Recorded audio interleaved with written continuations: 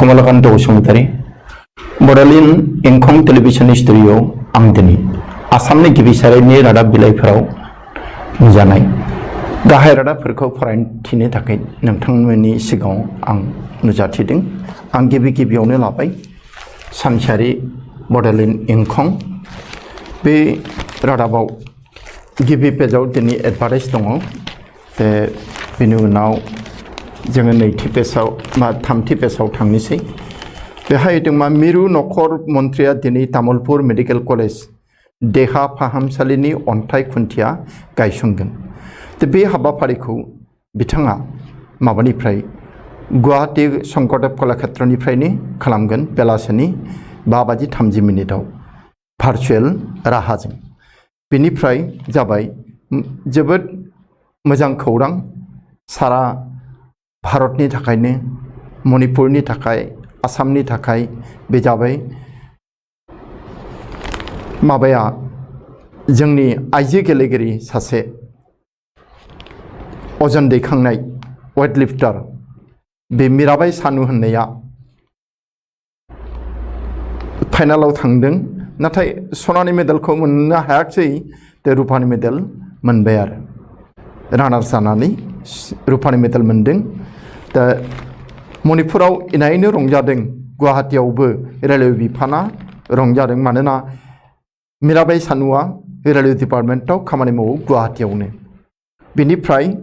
जाबाय बिटिआर गोजोन गोरोबथानि उनावबो बारग' एनडिएफबिनि सोद्रोमाया म्यानमाराव थाबथानानै दं। दिनैसिम एलेन मुसाहारि होननाया म्यानमारनिफ्राय फैनो हायाखै, बेहायनो थाबथानानै थानांदों। बेनि उनाव रादाबा जाबाय दानिफ्राय 9 आरो 10 थाखोनि आन्थोरजयी रोखा बेसेन होनाय रायजोनि सोलोंथाइ बिफाननि गोनांथार बिथोन। एबारनो फोरमान मोनबाय जे गोबां फरायसालिफोरा इउनिट टेस्ट आरो 6 दानारि आनजाद बेफोरखौ थिग मथ' खालामामोन। मार्कशीटफोरखौबो जेरै मेरै खालामोमोन। देग्लाय आसाम सोरखारा नैबे प्रेक्टिकेलि जानानै थाङि जि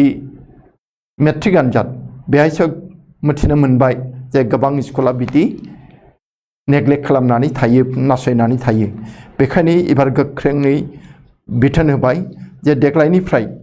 9 आरो 10 थाखोनि आनजादफोरखौ थिग समाव खालामनांगोन आरो मार्कशीटफोरखौ गावसोरनि यावल' लाखियालासिनो बेखौ जि सेबा बे सेबानि पर्टेलाव सेबानो हरनांगोन बे रोखोमनि। बेनिफ्राय मोनसे जाबाय जे प्रमद बर'आ तामुलपुर मेडिकेल कलेज देहा फाहामसालिनि जायगाखौ नायदिंहैदों, दाखालि नायहैदों। बेनिफ्राय एनएलएफबि आरो सरकारनि गेजेराव थानाय गोरोन्थि सानलायनाया गैया जाबाय। बिश्वजित दैमारी जे आसाम आयेन आफादनि बुंथिगिरि बिथाङा बुंदों मा एनएलएफबि आरो सरकारनि गेजेराव थानाय जि गोरोन्थि सानलायनाय बियो जोब्बाय। बेनिफ्राय मोनसे गोनां रादाब बे जाबाय बुरलुंबुथुर नायनो जिनपिं फैदों। जिनपिं चाइनानि हादोरगिरि बियो बुरलुंबुथुर नायनो फैदों। आसामाव फैयाखै, अरुणाचलाव फैयाखै। बे अरुणाचलनि सिमा खाथि तिब्बतनि निंसि होननाय जायगायाव फैनानै बेखौ नायदों। बिसोरनि थांखिया जाबाय बेहाय मोनसे गिदिर बान्दो थेनानै दैखौ माबायाव लांनाय, माखासे दैखौ सिनदेशआव लांनाय, खोला सानजा सिनदेशआव, आरो बेहाय हाइड्र' प्रजेक्ट फज'नानै बिनिफ्राय मोब्लिब गोहो दिहुननाय। दा बेहाय भारतआ एसे लामैनो खहा जागोन, बेखायनो जों सांग्रां जानांगौ जादों। दा जिनपिंआ दाखालि फैदों, थांनाय बुधबार खालि। बिनि आगोल 30 बोसोर सिगां सासे फैदोंमोन सिनदेशनि हादोरगिरि। बिनि उनाव रावबो फैयाखै। जिनपिंआ 30 बोसोर उनाव फैनाय जाबाय। बिनि उनाव रादाबा माबानिफ्राय बेनोसै। जोङो दा थांदेनि गुबुन मोनसे रादाब बिलाइयाव बे जाबाय अग्रदूत रादाब बिलाइ बे रादाब बिलाइयाव रादाबा ओरै दङ बिबाद निष्पत्तियै लक्ष्य अमित शाह फैदों मिरुनि नखर मन्त्रि बिथाङा नर्थ ईस्ट रिजननि जि मोन हादोरसाफोर बे हादोरसाफोरनि गिबि मन्थ्रिफोरजों सावरायगोन जे शिलंआव बे थांखि लादों जायगाया शिलं दा जोंनि हादोरसाफोरनि गेजेराव आसाम मेघालय आसाम नागालेण्ड आसाम अरुणाचल आसाम मिजोराम नांलाय खमलाय दङ दा मेघालयजों मोन 12 जायगायाव सीमा नाथ्रोलायनाय दङ सीमानि जेंना दङ बेफोरखौ सुस्रांनो रायलायनायनि गेजेरजों सुस्रांनो थाखाय अमित शाहआ बे गिबि मन्थ्रिफोरजों सावरायगोन दा बेहाय बुंदोंबा बिबाद निष्पत्ति लक्ष्य बे नांलाय खमलायफोरखौ बोरै सुस्रांनो हायो बिनिनो थांखि बिनि उनाव जाबाय तिनि कार्यकरी सभापति हह भूपेन बरा प्रदेश कंग्रेस सभापति नियोग दा रिपुन बरानि उनाव सोर कंग्रेस दलनि आसामनि आफादगिरि जागोन बेखौ सानलायबाय थादोंमोन जोबोद दावराव जादोंमोन दा मैया बियो जोबनानै थांबाय भूपेन बरा होननायखौ रिपुन बरानि उनाव आसाम प्रदेश कंग्रेस कमिटिनि आफादगिरि खालामबाय बेजों लोगोसे गुबुन 3 वार्किं बा मावफुं आफादगिरि जे होनो बे थागोन आरो वार्किं प्रेसिडेन्ट बेनिफ्राय आरक्षीय हंगरकट प्रतिबादकारी असिह आहत कमियाव 11 जन बे बागजाननि जेराव थाव गनानै अर जोंदोंमोन आरो गोबां नखर गामि नष्ट जादोंमोन धोन सम्पति नष्ट जादोंमन मानसिबो थैदोंमोन बेहाय क्षतिपूरणफोरखौ दाबो मोनाखै मोजाङै मोनाखै मोनदोंबाबो इसेल' दा जिबादि खोथा होदोंमोन बे खोथाखौ लाखिनो हायाखै लाखियाखै सोरखारा आरो ONGC बिनि उनाव फैबाय जे सांसद प्रधान बरुवार बैंक एकाउन्टरपा 37 लाख लुट बे जोंबो बेंकआव थाखा दोनदों जोंहाबो एकाउन्ट दङ जोङो बयबो सांग्रां जानांगौ जे MP प्रधान बरुवानि बैंक एकाउन्टनिफ्राय 37 लाख रां बोख्ल'दों आरो बिनि नामावनो 7 लाख रां आरो लनबो लादोंनो मा होनबावनो दिनैया जोङो माबायाव मोननाय जे इंखंआव मोननाय माबा रादाब खेलानि रादाब टकिअनि बेहाय मीराबाई चानुआ जे रुपानि मेडेल देरहादों वेट लिफ्टिंआव बेखौ बेहायबो होदों बेखायनो ओरै बुंदों स्वप्न पुरन अलिम्पिक रूपर पदक देखबा खेलु उसर्गा मीराबाई चानुर जे सिमांमोन जे लुबैनायमोन बे सिमाङा फुरा जाबाय हास्थायनाया फुरा जाबाय अलिम्पिकनि रुपानि मेडेल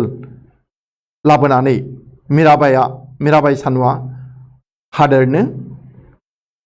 गथायनानै होबाय बेबादिया बेनिफ्राय जोंनियाव रादाब आरो दङ बेहायनो अग्रदूतआव मोदी शहर पदत्यागर दाबित कंग्रेसर प्रतिबाद बेथ' जाखागोन बेरेखा हान्जा कंग्रेसा नरेन्द्र मोदी आरो अमित शाहनि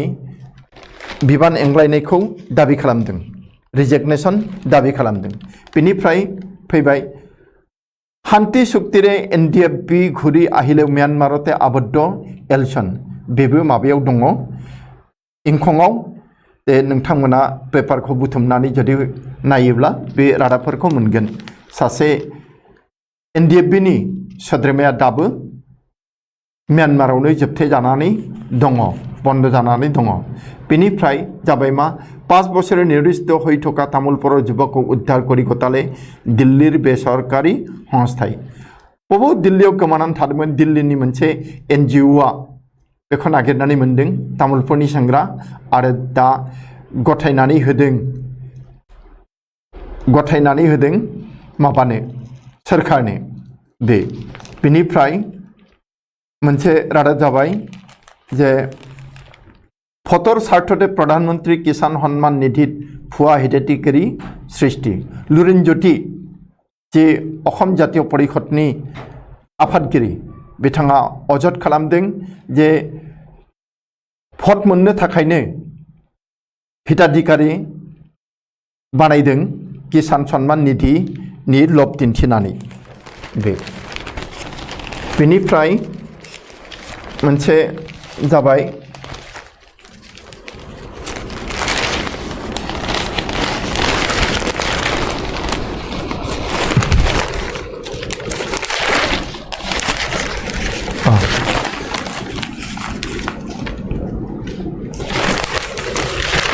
बे जाबाय टकिअ अलिम्पिकत आजि सिन्धु मेरि अभियान टकिअ अलिम्पिकआव दिनै मेरि कमा जाय बक्सार आइजो अलिम्पिकआव मेडेल मोनबाय थानाय बे मेरि कम आइजोआ दिनै गेलेगोन आरो पि सिन्धुआबो बेडमिन्टन गेलेगोन बेखौ बुंदों बेनिफ्राय जोङो नैबे रादाबखौ मोननो हादों हकिर पुरुषद भारतर जय महिला दल परास्त दुखुनि बाथ्रा फारसेथिंजाय रंजानाय फारसेथिंजाय दुखु हौवाफोरनि हकि दोलोआ देरहादों मैया नाथाय हिन्जाव दोलोआ जेनदों बेखिनियानोसै माबानिफ्राय अग्रदु रादाब बिलाइनिफ्राय दानिया जों थांदिनि असमिया प्रतिदिन रादाब बिलाइयाव बेहाय दङ जे बागजानो प्रतिबादकारी अपराध आरक्षीर बर्बर लाथि सलाना गुलिबर्खन दहाय अग्रदुराव जे फरायदों जे बागजान बै थाव पाइपनिफ्राय थाव ओंखारनानै जे अर खामनाय बेहाय गोबां मानसिफोरा क्षति जादों गामिफोर नष्ट जादों न' खामजादों गय बिफां सावजादों दा क्षतिपुरन होनो होनदोंबाबो बे क्षतिपुरनफोरखौ थिग मथे मोनाखै बेखौनो बेरेखा खालामनानै दुखु मोननानै माबा आन्दलन खालामदों सोमावसारदों बेनिफ्राय बाहायबो अग्रदुरनि बे रादाबा दङ अलिम्पिकत रुपर रानी हल मीराबाई सानु जाय वेट लिफ्टार बे रुपानि मेडेल मोननाय बे रादाबखौ इहायबो होदों बेनिफ्राय मोनसे गोदान रादाब गुबुन रादाब बियो केन्द्र कठोर निर्देशर पिछत गा नलरिल मन्त्री अतुल बरा कृषि विभाग मन्त्री अतुल बरानि जी बिफान आबादारि बिफान बेहा जेबो देहायाव लोरियाखै 30 जून 30 जुनाव उकलिल एक्शन प्लेन दाखिलर समयमोन दिनै प्राय मास मोनसेयानो जानोसै 30 जुनावनो एक्शन प्लेन दाखिल खालामनांगौमोन नाथाय अतुल बरानि बे बिफाना दिनैसिम होनो हायाखै जोबोद केलेंकारि जायो बे बिफानाव राज्य बन्द हबो कृषकर धान क्रयर प्रक्रिया बै एक्शन प्लेन होयैनि थाखायनो दिनै माइ बायनाय खामानिया बन्द जासिगोन बेनिफ्राय मोनसे मा जे हिमा हमस्यागलै उत्तर पूर्वर मुख्यमंत्री सकलेरे अमित शाहर बैठक शिलंआव मेघालय तिनिकाय प्रकल्पर उद्घाटन गृहमंत्री बे सिमना जेंनाखौ बा नांलाय खमलायखौ सावरायनायनि लोगोसे अमित शाहया मेघालयाव मोनथाम प्रजेक्ट बेखेवगोन बेनिफ्राय मोनसे जाबाय मा 300 कोटी भारत किनिसिल पेगासास सफ्टवेयर बै बेरेखा हान्जानि आरो सोरनिबा सांबादिक आरिफोरनि खबर मोननो फन टेप खालामनाय बायदि खामानि मेसेज लांखुमानो बेफोरखौ खालामनोनो जे बीजेपी सरकारा मिरुनिया जे 300 कोटी राङाव पेगासास सफ्टवेयरखौ बायदोंमोन होननानै अजद खालामदों जानोबो हागौ बेनिफ्राय परीक्षार मासुल घुराय दियार दाबि दल संगठनर बे सेबानि खाथियाव देग्लायनि मेट्रिक आनजादनि बिजाथिफोरा आरो बिसोरनि बिमा बिफाफोरा दाबि खालामदों जे बै फर्म फिलआप खालामनायाव जि मासुल होदोंमोन बे मासुलखौ होफिननो दा गासिबो होआबाबोथ' एसे होनो हायो बे आरो मानोना परीक्षा जायाखिसै जेला अनेक खरसा खम जाबाय बेनिफ्राय जोंनियाव मोनसे रादाब दंबावो जे कर'नार नतुन प्रजाति सन्दर्भत एम्सर सञ्चालक डाक्टर रणदीप गुलेरिया एम्सनि डिरेक्टर डक्टर रणदीप गुलेरिया मोनसे खोथा बुंदों जे डेल्टा क्रस কৰিবলৈ प्रयोजन हब बुस्टार प्रतिषेधक बा डेल्टा भेरिएंट करना भाइरासनि डेल्टा भेरिएंट को होबथानो थाखाय फेजेननो थाखाय बुस्टार प्रतिषेधक नांगोन माने भेक्सिन जोबोद गोख्रों भेक्सिन नांगोन ए खोथाखौ बुंदों बेनिफ्राय मोनसे रादाब बे नागालेण्डनि डिमापुर आईसीयू भर्ती मुइबा करना आक्रांत एनएससीआर नेता आइजाक मुइभा जे होनोमोन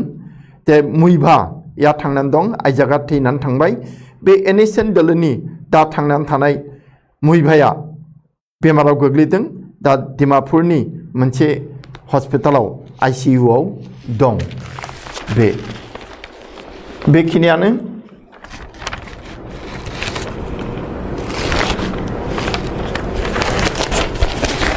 बिनिफ्राय जों थांदिनि माबायाव गुबुन गांसे रादाब बिलाइ बे जाबाय आमार अखमावबो बे अग्रदूत प्रतिदिनाव थानाय रादाबफोरानो दङ बे जाबाय ओरैहाय दिखहारा कंग्रेसर दायित्व भूपेन बरा लामा मोनाखै आगोर मोनाखै कंग्रेस दोलोआ दा उफाय गैयै रिपन बरानि उनाव भूपेन बरा होननायनो आफादगिरिनि मासिखौ समजायबाय बेनिफ्राय आरोबाव टकिअनि अलिम्पिकनि रादाब बे एखे रादाबानो प्रथम दिनै देखक प्रथम पदक सानुर मीराबाई सानुआ गिबि मेडेल रुपानि मेडेल हादोरनो होबाय जोंनो होबाय बेनिफ्राय बान हिमा हमैसार निदान दि आजि गुवाहाटीत दिनै गुवाहाटीयाव नुजाफैगोन अमित शाहआ जे दैबाना सिमा जेंना बेफोरनि निदान होनानै होलांगोन जोंनो दा माबायदि निदान होयो नेदिनि जोङो इनिफ्राय राजक हन्मुखत बहुवाय शिल्पाक 6 घन्टा जेरा शिल्पा शेट्टीखौ फिसायनि सिगाङाव 6 घन्टा 6 घन्टा हमनानै जेरा खालामदों फिसाय राजकुन्द्राखौ सिगाङाव दोनदों आरो बेनिफ्राय बाथार आरत कार माथा बे रादाब मोनसे एम बाथानि आन्दोआव सोरनि खर' सोरनिबा खर' दं होननानै सन्देह खालामगासिनो दं नङाबा बे मानो इसिबां गोख्रों जानो बेबादि बेनिफ्राय दिफुर ग्रामीण विकास बेंकत 7 कौटि टकिया केलेंकारि बे केलेंकारियानो केलेंकारिसै बे अभियुक्त दीपज्योति कलिता होननाया बे बेंकनिनो मावथि बे 7 कौटि रां केलेंकारि खालामदों बेनिफ्राय जाबाय मोनसे रादाब दिसपुरत 2 प्रबन्धकखौ ग्रेप्टार निबनुवाक साकरि दियार नामत प्रबन्धन बेंकआव साख्रि होगोन रेलवेआव साख्रि होगोन होननानै साख्रि गैजारोङि सेंग्राफोरखौ बेकार सेंग्राफोरखौ थगायनानै थाखा लादों आरो बे सानै फालांगिखौ दालालखौ हमनो मोनबाय मैया बेखिनियानोसै माबानिफ्राय आमार अखमनिफ्राय बिनि उनाव फैबाय जोङो जुगशंख होननाय बांला रादाब बिलाइयाव बेहाय दङ मादक हन्त्राक मुक्त उत्तर पूर्व गड़े तलार दाग साहेर अमित शाहआ मोनसे खावलायदों सा सानजा ओनसोलनि मानसिफोरखौ नर्थ इस्टनि मानसिखौ जे जौ आरो थिउरियाथिखौ फोजोबस्रांनांगौ बेनिफ्राय गोजानाव थानांगौ बेहायबो मीराबाई सानुनि रादाब दङ रुपानि मेडेल मोननायनि बिनि उनाव फैबाय बन्या नियन्त्रण परीक्षामूलक प्रकल्प हाते नीन केन्द्र के हिमंत बिश्व शर्मा असमनि गिबि मन्त्रिया मिरु सरकारखौ खावलायदों जे दैबाना होबथानाय बेलायाव प्रजेक्ट ला आरो आनजाद नायथावथाव खामानि माव जे साक्सेस जायोना जाफुङोना जाफुङा बे आरो बिनिफ्राय मोनसे रादाब जाबाय बांला भाइके बराकेर जन्य लड़ाइर स्वीकृति कमलाक्षके बेनिफ्राय उपनिर्वाचने सार केन्द्रे जय निश्चित दाबी भवेश कलिताया बुंदों जे बीजेपीआ मोनब्रैबो बियाबावनो आसामनि मोनब्रैबो बाय इलेक्शन जि जागोन बेहाय देरहागोन बे खोथाखौ बुंदों। बेनिफ्राय जाबाय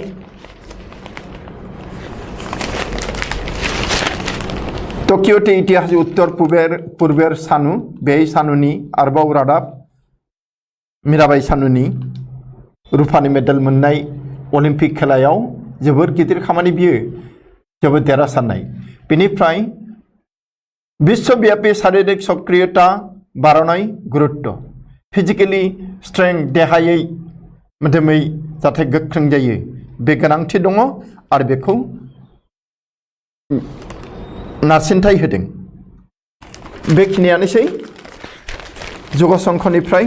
बेनि उनाव जों थांदिनि गुबुन गांसे रादाब बिलाइ बे जाबाय असमिया खबर। बेहायबो बे मीराबाई सानुनिया दङ अब्लाबो गोदान मोनसे रादाब दङ बेहाय गुबुन रादाब। राज्यर बान नियन्त्रण गृहमन्त्री अमित शाह जनाले मुख्यमन्त्री हिमन्त बिश्व शर्माया गृहमन्त्री अमित शाहखौ खावलायदों दैबानाखौ होबथा आरो बिनि थाखाय माबाला प्रजेक्ट ला बिदि होननानै। बेनिफ्राय बुंबाय 5000 वर्ग किलोमीटर आर्द्रभूमिलै बय निब ब्रह्मपुत्र अतिरिक्त पानी मा प्रजेक्ट लानो सानदों जे 5000 वर्ग किलोमीटर जि गोरान ओनसोल दङ बेहाय ब्रह्मपुत्रनि आग्लायनाय दैखौ लांनांगौ फिसिहैनांगौ। जेरै जोंनि माबायाव दङ बिजनि ओनसोलाव बे बरपथार आरो बिष्णुपुर आरो ओजोंहाय खुख्लुं एफोरखौ आरो फिसिनायनि खोथा बुंदों। बेनिफ्राय मोनसे लाजिथाव खौरां যৌতুক नावे पत्नीर उलंग भिडियो सशियल मीडिया दिले बैंक बिखये बैंकनि अफिसार बावसो सिनियर मेनेजारनो बेनो हिनजावनिफ्राय दिनै 6 बोसोर बारलांबाय थेवबाबो हिनजाव नखरनिफ्राय যৌতুक दाबिनाया जोबाखै आरो যৌতুक मोनैनि बे मा खालामो सानसेखालि दाखालि बा हिनजावखौ लंथं खालामनानै बिनि भिडियो खेबदों आरो बे भिडियोखौ भाइरेल खालामनानै होदों। लाजि गैयै फिसाय सासे हौवा जाथिनि थाखाय बे मोनसे लाजिथावना खामानि। बेनिफ्राय गलाघाट राजपथत केसा साहपात पेलाय क्षुद्र साहा खेथियकर प्रतिबाद माब्रै प्रतिबाद खोन्थाबावनो गोजोनैखौ बोरै खोन्थाबावनो बेखायनो गलाघाटनि फिसा फिसा साहा बागाननि मालिकफोरा मा खालामदों साहा बिलाइखौ खादों नाथाय लामायाव गारहैदों ट्राकजों लांनानै बे मोनसे हेंथा। बेनिफ्राय मोनसे रादाब एकेराहे तिनिबारकै हरा भूपेनक सभापति दुबारकै पराजित राणा कार्यकरी सभापति बे कंग्रेस दोलोनि रादाब जे भूपेन बराया खनथाम जेनदों एमएलए आव बिनिनो आफादगिरिखौ होबाय आरो खननै जेननाय राणा होननायनो वार्किं प्रेसिडेन्ट बिबानखौ होदों। गावसिनि दोलोनि खोथा बियो जोंथ' आरो मा बुंनो जाहा बुंनो गोनां गैया।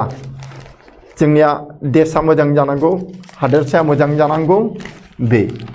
बेनिफ्राय मोनसे रादाब सबातोकै डाঙर युद्धाभ्यास आरम्भ करिले ताजिकिस्ताने जिहेतु माबाया तालिबाना जोबोद गाज्रियै मावनो लाबाय आमेरिकानि सान्थ्रिफोर थांखांनायनि उनाव दाखालि 100 जन 100 मानसि गावथारनानै लामायाव फुथुनानै दोनजोबदों गोथै सहखौ। दा बियो गुबुन नसुंसेनि हादोरफोराव थांनो हागौ बे आरो बिनि थाखाय ताजिकिस्ताना बिनि नसुंसे हादोर हिसाबै गोख्रोंथि राहा लादों बिराद दावहानि थामथिम खालामदों। बेनिफ्राय मोनसे जाबाय मा महाराष्ट्र प्रबल बान खहनिया मृतकर संख्या 136 हलगै चीन देशावनो 100 बोसोरना 1000 बोसोरनि रेकर्ड भंग खालामदों देग्लायनि अखा हानाय आरो दैबानाया। महाराष्ट्रआवबो बिदिनो दैबाना हा गिसिखानानै हाजोनि हा गिसिखानानै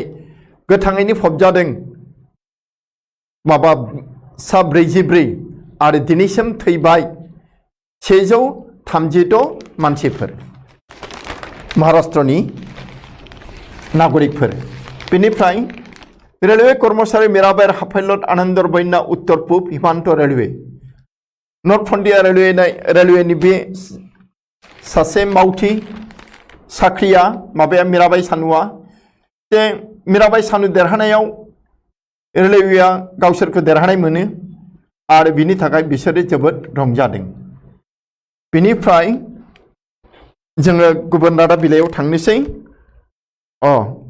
नैबे मोनसे टकिअ अलिम्पिक महिला हकी नेदारलेण्डसर हाथत पराजित भारत दहायनो बुंखांदों भारतनि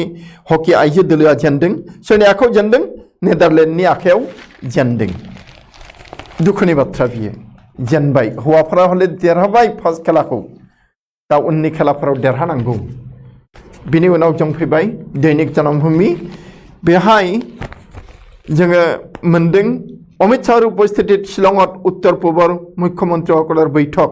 उत्तर पूर्वांचल जनगोष्ठी समूहर सांस्कृतिक सुरक्षा शांति प्रतिष्ठा और अन्य सर्वाधिक गुरुत्व दिसे केन्द्रই अमित शाह बुंदों जे सा सानजा रायजोफोरनि मानसिफोरनि बा जातिफोरनि जे हारिमु रैखाथि बेनिफ्राय गोजोन होनाय आरो जौगानायनि बेलायाव मिरु सरकारा जोबोद नारसिनथाय होदों इन्टारेस्ट होदों आरो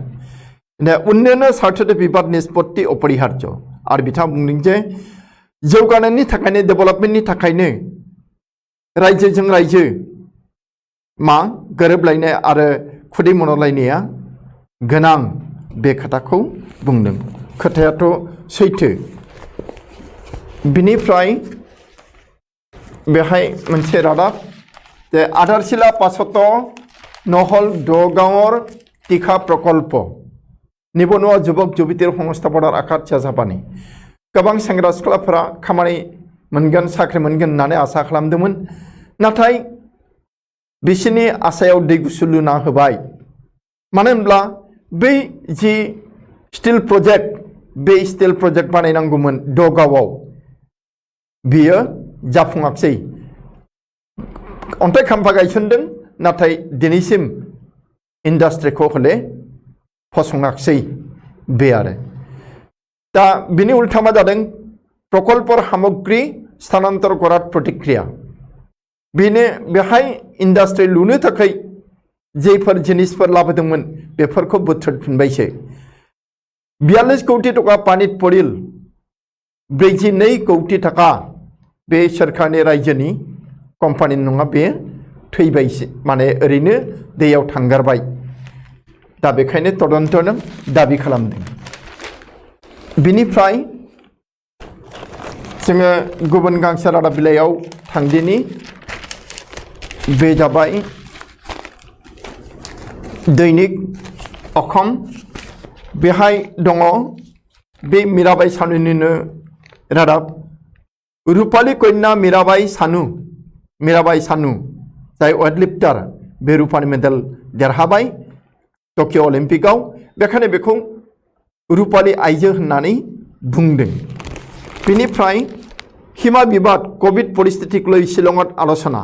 8 मुख्यमंत्री रे साहर बैठक 8 जन सा 8 मिनिस्टारफोरजों जोंनि मिरु नखर मन्त्री अमित शाहआ सावरायदों शिलंआव बिनिफ्राय जाबाय मा जे परियालर सकट आनन्दश्री आबेगे धुइनिले मणिपुरर खै घरखन मीराबाईनि नखराव जायफोर सोद्रोमा दं बिमा दङ बिनानावफोर दङ बिसोरो बयबो खुसियावनो मेगन मोदै गदों बिनिफ्राय जाबाय मा आसनिर धनेरे निर्वाचनत भट किनिसिल बीजेपी लुरिनज्योति दहाय बेखौ फरायखांबाय जे पीएम किसान सम्मान निधि केलेंकारि बे केलेंकारिसो बेहाय बे साख्रियाफोराबो